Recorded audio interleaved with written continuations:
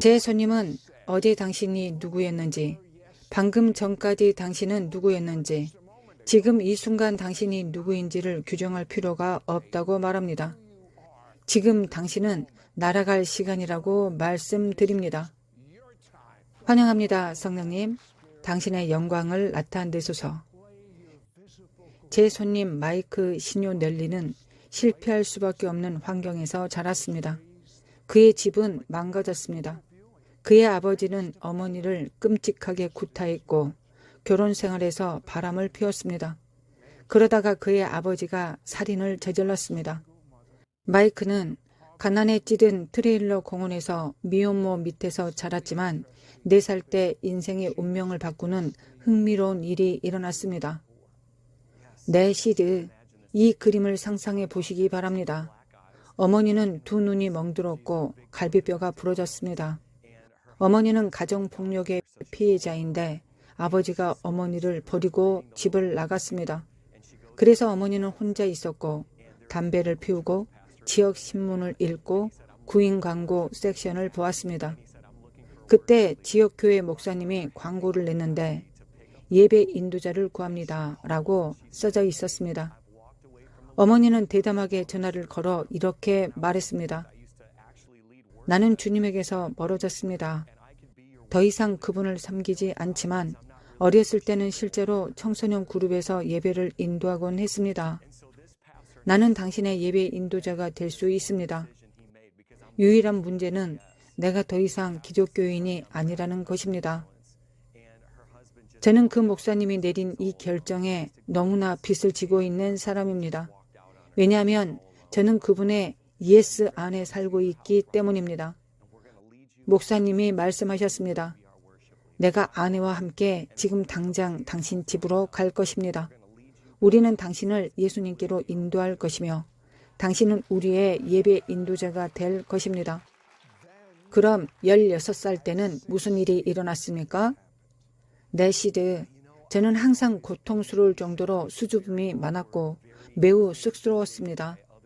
다른 사람들에게 쉽게 겁을 먹었습니다. 지금은 믿기 어려운 사실이군요. 네, 알고 있습니다. 그것이 바로 제 모습이었습니다. 저는 트라우마도 있었고 자라면서 힘든 일도 많이 겪었습니다. 그 결과 저는 수줍음이 많은 아이로 알려졌습니다. 그때 그 사건 이후로 우리는 매주 일요일 교회에 참석하고 어머니는 예배를 인도했지만 제 목표는 최대한 빨리 교회에서 나가는 것이었습니다. 저는 실제로 하나님과 저 자신의 관계를 갖고 있지 않았었습니다. 매일 밤 비밀리에 창세기부터 요한계시록까지 성경을 처음부터 끝까지 읽었습니다. 마침내 제가 15살이 되고 16살이 되었을 때 성경을 3번째로 통독하고 있었습니다. 사도행전 2장에 이르자 오순절이 일어나고 성령님이 이 땅에 임하시기 시작했습니다. 그들은 새 방언으로 말하고 있고 베드로가 일어나 담대히 메시지를 전파합니다. 그러자 수천 명이 하나님 나라에 더해졌습니다. 마치 연속극을 읽는 것 같았던 기억이 납니다. 10대일 때 처음으로 그 내용을 이해하게 되었기 때문입니다. 저는 하나님께 이렇게 말씀드렸습니다. 하나님, 잠깐만요. 베드로는 아닌 거죠. 이 사람은 바보였어요. 그 사람이 바로 그런 사람이 된다는 건 말이 안 돼요. 라고 말씀드렸습니다. 그런데 어느덧 제 침실의 분위기가 달라지고 정전기가 일어나기 시작했습니다. 그것을 달리 어떻게 설명해야 할지 모르겠습니다. 복음이 제게 이해되기 시작했기 때문입니다. 저는 돌아가서 모세에 대해 생각하기 시작했습니다. 모세는 실패자였습니다. 저는 엘리야에 대해서도 생각했습니다. 그는 우울하고 약간 감정적인 사람이었습니다. 저는 깨닫기 시작했습니다. 하나님은 항상 가능성이 가장 낮은 것을 선택하시는구나. 이것이 핵심입니다. 저는 다락방 침실에서 성경을 덮었습니다. 침대 가장자리에 앉아 제 평생 드린 기도 중 가장 위험한 기도를 했습니다. 하나님, 당신이 진짜라면 당신의 성령님이 진짜라면 저는 그 모든 것을 원합니다. 저는 당신의 모든 것을 원합니다. 원합니다. 라고 기도드렸습니다. 진심이었습니까? 저는 처음으로 그것을 진심으로 말한 것입니다. 다른 사람들이 성령님을 경험하고 성장하는 것을 본 적이 있기 때문입니다. 그러나 한동안 그것은 제게 현실이 아니었습니다. 제 침실에서 고독하게 기도를 했을 때 갑자기 저는 급진적인 만남을 갖게 되었습니다. 밤이 깊어지는데 갑자기 바람이 제 침실로 세차게 불어오기 시작해서 저는 그것이 자연스러운 현상인 줄 알고 벌떡 일어나 창문을 꽝 닫았습니다. 그때 제 온몸에서 하나님의 불과 임재를 느꼈습니다. 마치 종구 소켓에 손가락을 꽂은 것 같았고 저는 다른 언어로 말하기 시작했습니다. 전에도 그런 적이 있었습니까? 아니요. 이전에는 그런 경험을 해본 적이 없습니다. 사실 제 안에서는 예전 마이크와 그 순간 하나님이 거듭나게 하시는 것 사이에 전쟁이 벌어지고 있었습니다. 저는 멈추려고 노력했지만 방언을 말하는 것조차 멈출 수 없었습니다. 저는 어머니를 깨웠습니다. 그녀는 위층으로 달려와서 하나님께서 개인 오순절을 행하시고 있다라고 말씀하셨습니다. 정말 놀라운 일입니다. 상황이 좋아지고 있습니다.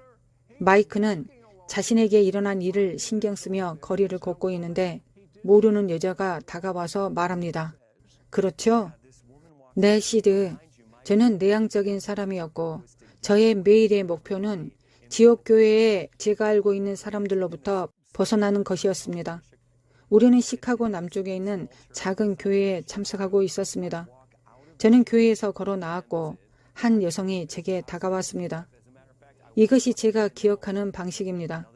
그때 마치 유령을 본 것 같았습니다. 피가 그녀의 얼굴에 있었습니다. 그녀가 이렇게 손을 뻗더니 떨며 말했습니다.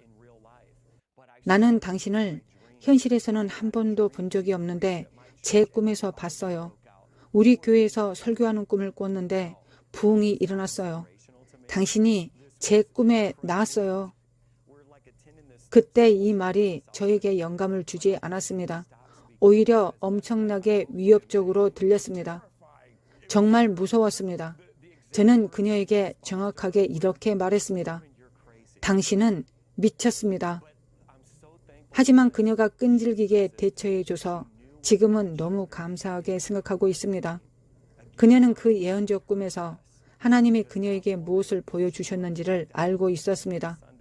다시 말하지만 저는 그녀의 예스 안에 살고 있습니다. 그 여성은 다음 몇 주 동안 매주 일요일에 저를 찾아다니며 교회가 끝날 때까지 기다렸고 당신은 저의 꿈을 통해 하나님께서 말씀하시는 임무를 받아들일 준비가 되었습니까? 라고 말했습니다.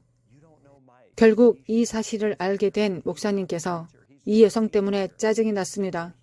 목사님께서는 우리를 함께 모임에 데려가셔서 이렇게 말씀하셨습니다. 들어보세요. 마이크를 모르세요? 그는 수줍음이 많습니다. 내성적입니다.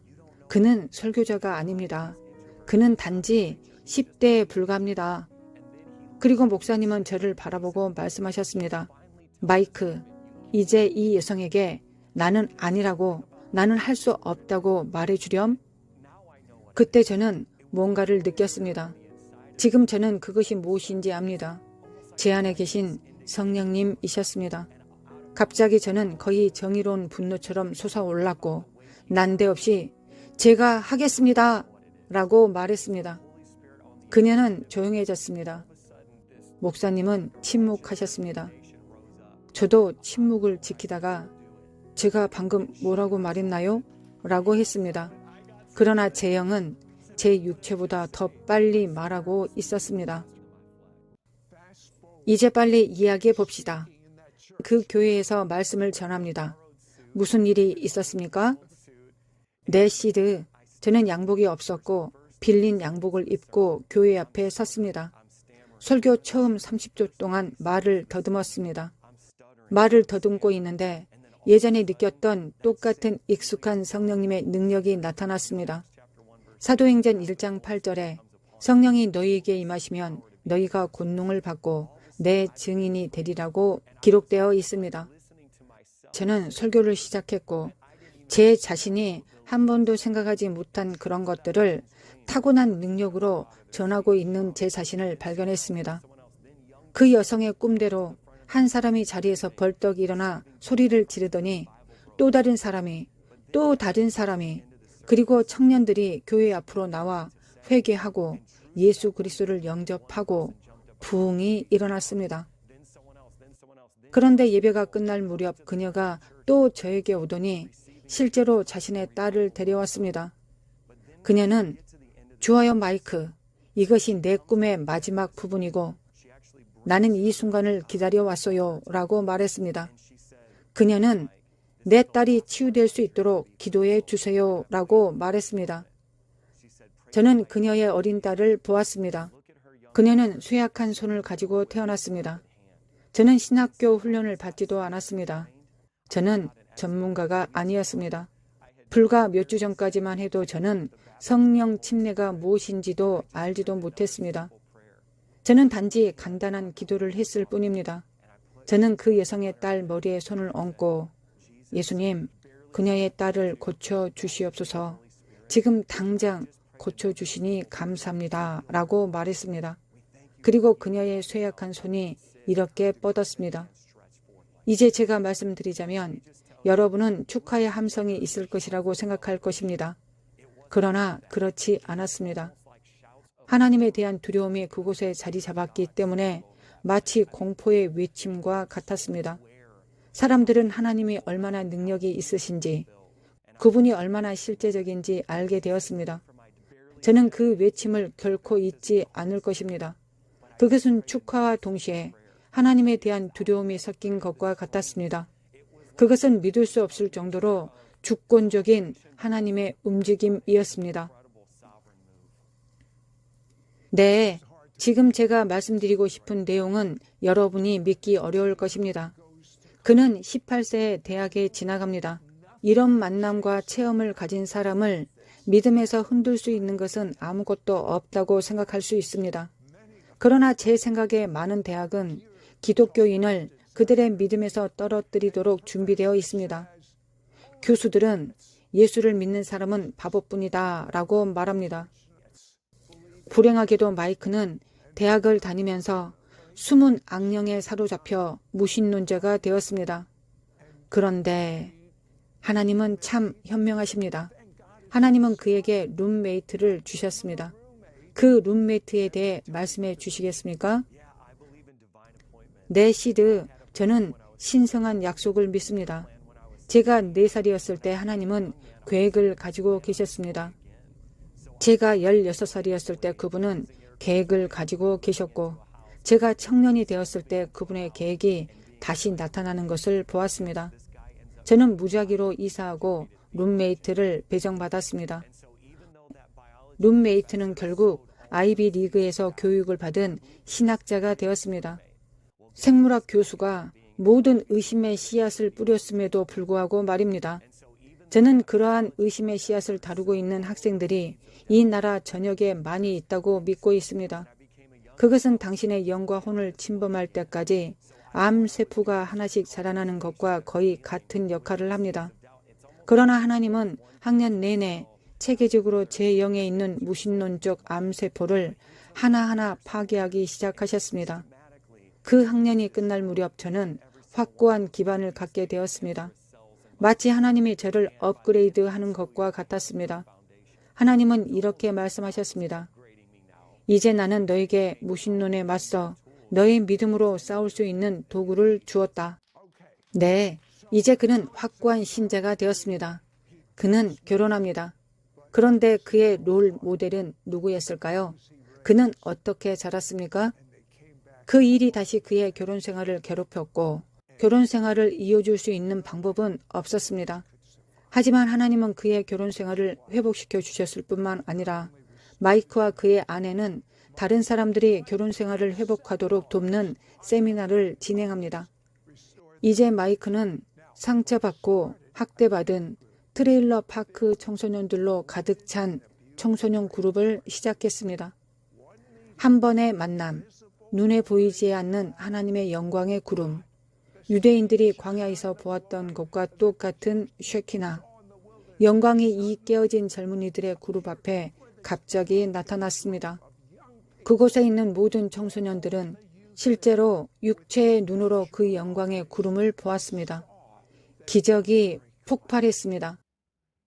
여러분도 기대하고 계실 것입니다. 저는 마이크에게 물어보고 싶어 기다릴 수 없습니다. 청소년 그룹과 함께 있었던 그 중대한 밤에 무슨 일이 일어났습니까? 네, 시드. 우리는 이 청소년 그룹을 일으켜 세울 때 이를 사명으로 삼았습니다. 이 동네에서 가장 상처받은 아이들을 찾아보았습니다. 사실 우리는 심지어 현대식 배관도 없이 숲속에 살고 있는 가족 그룹을 발견했고 그들을 데리러 갔습니다. 그들에게 옷을 입히고 함께 예배하며 믿음의 공동체를 세웠습니다. 그날 밤 저는 어쿠스틱 기타를 연주하고 있었습니다. 10대 중 한 명이 저와 함께 예배를 인도하고 있었습니다. 그런데 그때 기타 줄이 끊어져서 매우 좌절했습니다. 그런데 성령님께서 이러한 것을 알려주셨습니다. 너의 기타 줄과 상관이 없다. 왜냐하면 너희가 신령과 진정으로 나를 예배하기 때문이다. 우리는 계속해서 같은 후렴구를 부르기 시작했습니다. 저는 계속하십시오. 계속하십시오. 라고 말했습니다. 저는 20대 청중들을 바라보고 있었습니다. 그들의 가족으로부터 온 모든 역기능과 고통을 알고 있지만 그들에게서 나오는 순수한 예배가 있었습니다. 그것은 단지 순수했습니다. 그들에게는 아무것도 없었습니다. 그들은 단지 깨어짐과 굴복 상태였습니다. 저는 무대에 앉아 있었고 함께한 다른 한 명이 있었고 우리는 예배를 인도하고 있었습니다. 안개가 성전 뒤쪽으로 굴러가기 시작하는 것을 보았습니다. 저는 처음에는 콘택트 렌즈를 끼고 있어서 이 콘택트 렌즈를 너무 오랫동안 끼고 있었구나 라고 생각하고 있었습니다. 이것이 제 진짜 생각이었습니다. 그래서 기타를 치면서 이렇게 눈을 닫고 있었습니다. 콘택트 렌즈를 뺐는데도 여전히 안개가 남아 있었습니다. 그러다가 갑자기 안개가 더 깊은 곳으로 굴러가기 시작했습니다.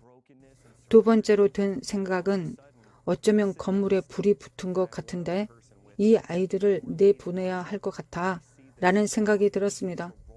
우리가 있던 그곳은 소방 시스템을 갖춘 어린이집이었는데 알림 경고가 터지지 않았습니다.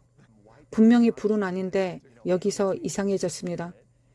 갑자기 안개가 더 짙어지자 옆에서 예배를 인도하고 있는 소녀가 마이크 목사님, 저것이 보이시나요? 라고 말했습니다. 그때 저는 초자연적인 일이 일어나고 있다는 것을 깨달았습니다. 이 이야기에서 정말 놀라운 점은 하나님의 영광이었던 이 안개가 굴러 들어와 아이들의 등에 닿았고 어떤 일이 벌어졌습니다. 그들은 모두 동시에 쓰러지고 안개가 닿을 때마다 그들은 넘어졌습니다. 안개가 들어올 때 그들은 뒤를 보지 못한 채 말입니다. 그들은 앞을 보고 있었기 때문에 안개가 뒤에서 밀려오는 것을 보지 못했습니다. 안개가 앞쪽으로 도달하자 우리는 어느새 얼굴을 붉히고 울고 있었습니다. 성령님께서 각 사람의 삶을 만지셨습니다. 사람들이 치유를 받고 있었습니다. 그 사람들이 회개하고 있었습니까? 네, 깊이 회개하고 있었습니다. 저는 그들의 세대적인 문제도 다루고 있었다고 믿고 있습니다. 그들이 부모와 조부모로부터 많은 안 좋은 것을 물려받았기 때문입니다. 마치 주님께서 그 순간 방 전체에 표시를 하시면서 정말로 뭔가를 하고 계신 것 같았습니다. 정말 놀라운 일이었습니다. 현재 마이크는 사도이며 여러 교회를 운영하고 있습니다. 당신의 교회를 V1 교회라고 불렀습니다. 왜입니까? 네, 시드. 저는 아내와 함께 컨퍼런스에 참석하려고 했습니다. 저는 낮아진 지점에 있었습니다. 교회를 개척하고 있기 전인데 사역이 정말 어려웠기 때문입니다. 저는 아내와 두 딸을 바라보며 이렇게 말했습니다. 이 일을 그만둬야 할지도 모른다. 어쩌면 하나님이 교회를 시작하기 위해 인디애나에서 뉴욕으로 가라고 나를 부르지 않으셨을 수도 있다. 어쩌면 내가 망상에 빠져 하나님의 말씀을 듣지 못한 것일 수도 있다. 저는 컨퍼런스가 시작되기 전에 주차장에서 제 아내에게 이렇게 말했습니다. 줄리, 나는 이번 컨퍼런스가 끝나면 나가서 사역을 그만두고 돈을 많이 벌겠어요. 우리는 휴가를 갈 것이고 새로운 삶을 시작할 것입니다. 제 아내가 제 어깨에 손을 얹고 말했습니다. 마이크, 우리는 그런 일을 하지 않아요. 하나님께서 우리를 뉴욕으로 부르셨고 우리는 이 일을 하게 될 거예요. 우리는 하루 종일 컨퍼런스에 참석하고 마침내 마지막 세션에 이르렀고 한 사람이 일어났습니다. 그의 이름은 우안 베르겐이었습니다. 그가 가르치던 중 갑자기 설교가 끝나면서 이렇게 말했습니다. 저는 오늘 아침 이 컨퍼런스를 위해 기도하고 중보기도하고 있었습니다. 성령님께서 제게 한 부부가 차 안에서 나누는 대화를 듣게 하셨습니다. 이제 저는 긴장되기 시작했습니다. 그는 말했습니다. 그들의 대화는 남편이 나는 사역을 그만두고 싶다. 나는 단지 포기하고 싶다. 나는 이 일을 끝내고 싶다고 말했습니다. 그게 당신이라면 주님이 제게 당신에게 V1으로 갈 때라고 말하기 원하십니다. 이어 그가 말하기 시작했습니다. 나는 존 맥스웰과 함께 전용기를 타고 있었는데 비행기가 활주로를 이륙할 때 조종사가 V1이라고 말하는 것을 들었습니다. 순환 고도에 도달했을 때 나는 조종석으로 걸어가서 저희가 활주로를 이륙했을 때 라디오에서 V1이라고 말한 게 무슨 뜻이었습니까? 라고 물었습니다. 그는 간단합니다. V1은 돌아올 수 없고 되돌아갈 수 없다는 뜻입니다. 오직 이 길은 날아가는 것 뿐입니다. 라고 말했습니다. 그리고 그가 무슨 말을 했는지 아십니까? 엔진에 화재가 발생하거나 타이어가 터져도 그 비행기는 해당 속도에 도달했기 때문에 계속 비행할 것입니다. 우리는 주차장에 있는 차로 돌아왔습니다.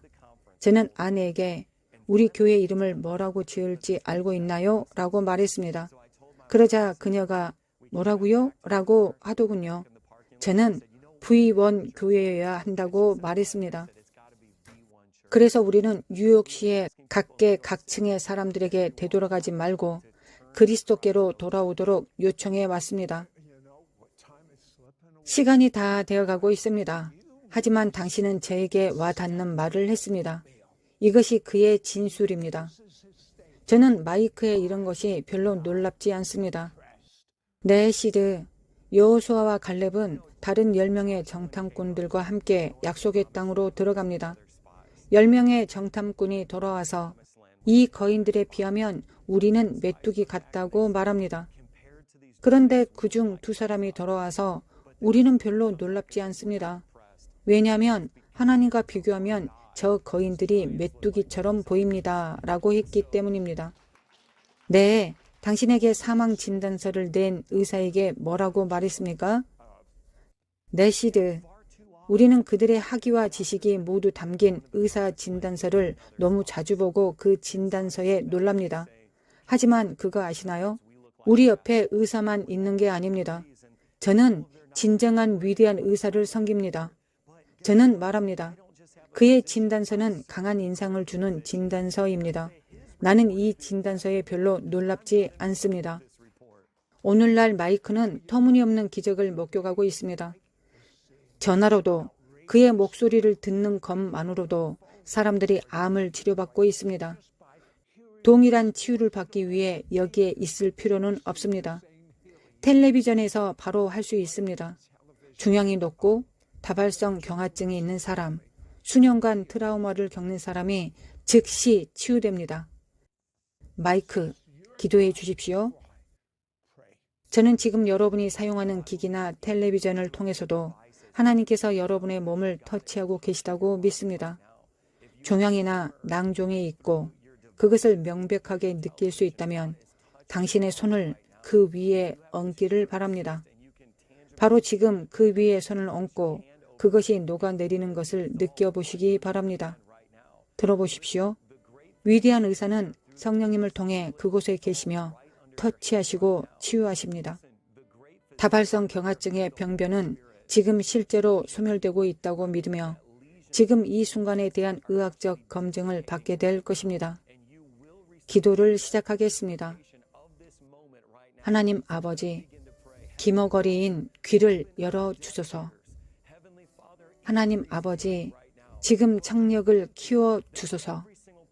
주님, 전 세계 모든 사람이 당신만이 할 수 있는 일을 하고 계시다는 사실에 감사드립니다. 하나님 아버지, 지금 실제로 누군가의 목을 치료하고 계시다는 사실에 감사드립니다. 당신은 무릎까지 치료해 주시고 계십니다. 류마티스 관절염을 예수님의 이름으로 치료해 주십시오. 하나님 아버지, 모든 영광과 존귀를 아버지께 돌립니다. 예수님의 이름으로 기도합니다. 아멘. 하나님이 지금 당신에게 말씀하고 계십니다. 당신이 겪고 있는 재정 문제, 결혼 문제, 자녀 문제, 중독 문제, 하나님이 그것을 일으키는 악마에게 그것은 혈과 육이 아니라고 말씀하고 계십니다. 당신은 하나님께 말합니다. 나는 악마로 인해 별로 놀랍지 않습니다. 당신은 의사의 진단서를 받았습니다. 당신은 말합니다. 나는 별로 놀랍지 않습니다. 지금 저와 함께 큰 소리로 말해 보십시오. 저는 예수님을 나의 메시아이자 주님으로 모십니다. 당신은 저의 모든 죄를 용서하셨습니다. 당신은 제 안에 살아 계십니다. 저를 당신의 성령으로 채워 주십시오. 악마야, 나는 놀라지 않는다. 나는 오직 살아계신 하나님에 의해 놀랄 것이다.